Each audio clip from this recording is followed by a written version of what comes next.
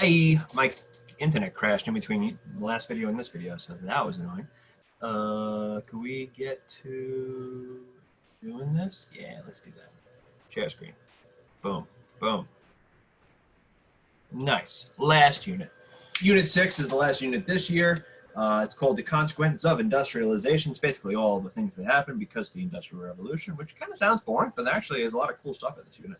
So I changed the years because I think this is what they meant, even though they didn't write it. So I think it's 1750 until 1913. That's the year before World War I, because that's when the next unit starts. But any of that's not on the test this year, so that can all be complexity for you guys. So overarching themes, there's going to be new imperialism because Europe lost hell of its colonies because of the Age of Revolution, so they got to look for new places to pillage. So we're going to see the scramble of Africa. The British Raj, of course, is still alive and well, as well as the spheres of influence in China, which we can see here. Look, they made them spears in this thing. That's cute. Made them circles. We're going to see resistance to that imperialism as well, the Sepoys and Boxers and Oman. Also, people are going to be moving. Potato, potato, right? Cool. So this is we've seen imperialism because we just talked about it two videos ago, which is about 10 minutes ago for me. So this is new imperialism because it's different. The last time we talked about imperialism was like Hernan Cortez going over to Mexico, killing the Aztecs, being like, cool, I did it for Spain. Now things got to change. So there's this idea of European nationalism, that Europe is superior. And you can, I guess, make a debate that they are at this time because they're doing things better technologically and things like that. But they're really about how much better they are. So much better that they think that they need to go into other countries, less developed countries in Africa and Asia, and help them. And we can see this incredibly racist cartoon. That kind of shows it, because it's not just it's not just Europe, it's also the United States. The reality is they're going in and taking their resources. So what's the difference? What's the difference between imperialism during Unit 4 and imperialism during Unit 6? You'll notice that I put this word enlightenment here, which doesn't seem to fit. Anybody want to take a guess?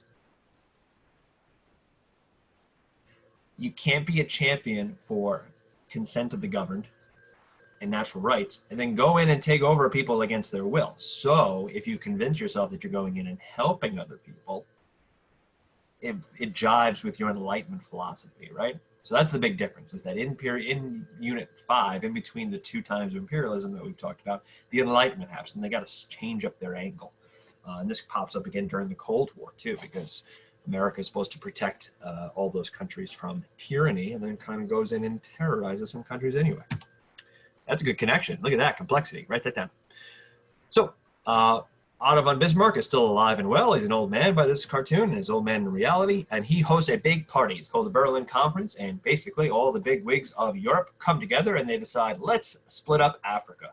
And they're like, you know, we learned from our mistakes with North and South America. We fought a couple wars. Let's do it peacefully. And they literally have a meeting and they go and they carve up the map of Africa, and each person takes a piece. All of Africa is colonized, and when I say all, I mean every country except for Liberia and Ethiopia, so almost all. There's even a war because this was given to the Dutch a long time ago with the Age of Exploration. The Brits were like, we want it. There's diamonds down there. So the Boer Wars happened between the Dutch and the Brits down in South Africa, and even the tribes, the Zulu and the Xhosa get involved as well. And we'll talk about that when the test is over, because we got to talk about Nelson Mandela and who that is. But that's what starts up the imperialism, this new imperialism in Unit 6, is the Berlin Conference, or the scramble for Africa. So just like imperialism the last time, there's people who resist it. In China, they didn't really want European influence or European trading. So Europe tried to get them addicted to drugs, and it worked because opium is very addictive. I like that cartoon. I might use that next year. Then, after Europe was there was a bunch of people who thought they could punch Europeans in the face enough and they would leave. And these were the Boxers, and the Boxer Rebellion happened, and then the U.S. and the British had to actually send their armies there to kind of combat these Boxers. Eventually, China gets so sick of the Qing dynasty, which they hated anyway, that they decided to delete that government and make a new government. But that new government was kind of trash anyway, the Chinese Republic. And this is why that Chinese Republic eventually falls to communism. Hey, Mao. We know who that is. In India, there was the British Raj, which was kind of loosely run. It was the Mughals were really in charge, and the Brits just kind of got last say on a lot of things. And then all of a sudden, something called the Sepoy Rebellion happened. We looked in class as to why that happened, and the real reason was because the Brits, there was a rumor going around that the Brits had put pig and cow fat into the cartridge, which you were required to bite, and this one goes against the Muslim religion, or the Islam, and as well as Hinduism, which is the two major religions in India. And I chose this cartoon specifically because some people were struggling with analysis in their DBQs. So if you get a document like this is a great document for analysis because clearly this is from the perspective of not the Indians. It doesn't make them look very good. And the word justice is underneath it. So clearly this is from a British perspective. So that would be a bit of analysis that you can explain how the British person here is seen as some sort of Greek god-looking person, and they're basically combating the Indians. And then there's other cases as well, smaller cases. There's a war fought in the Philippines against the Americans. The Filipinos lose. And of course, all of these attempts to decolonize are not successful during this time period. We know that decolonization does happen, but it's not until after World War II, during the Cold War. India breaks free in 1947. The Philippines get their independence in 1945. Vietnam is conquered during this time, or colonized during this time period. They get their independence in 1954.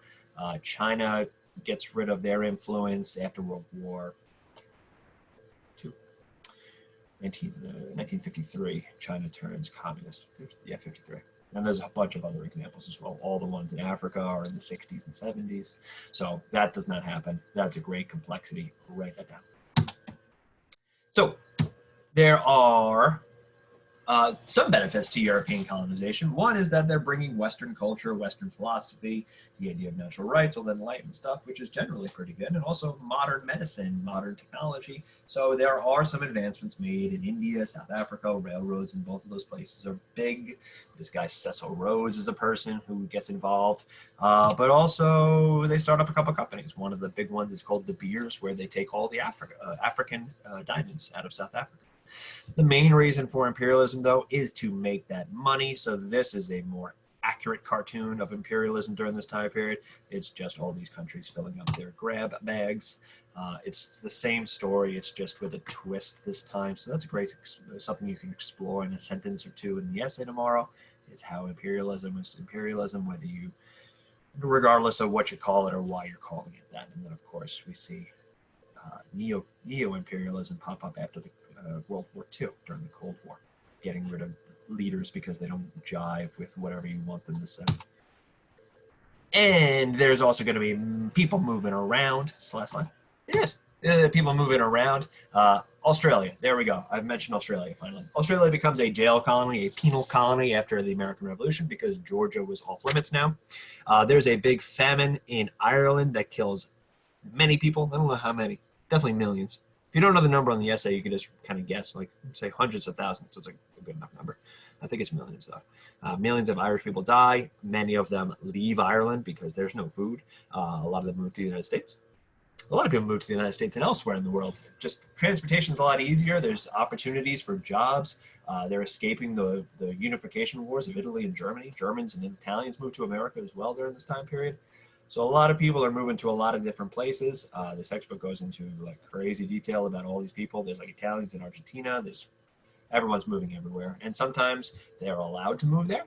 Other times there's restrictions. You can see here, Uncle Sam kicking I think this is Chinese Exclusion Act. Yes, Chinese Exclusion Act, restricting Chinese immigration, kicking them right in the butt. But of course, with people moving from place to place, just like we saw with the Columbian Exchange, cultural diffusion, new cultures being made because we're mixing and amalgamating two cultures at the same time, if not more. Cool. So I will pop on your live tomorrow from 8 to 12, and then I'm going to go away because I got to do other things and eat. But I guess I'll see you guys tomorrow, right? And feel free to email me. I'll have my phone on me. Just gonna go, I don't know, play some Fortnite or something. I don't know. But yeah, I'm gonna post these and then do that.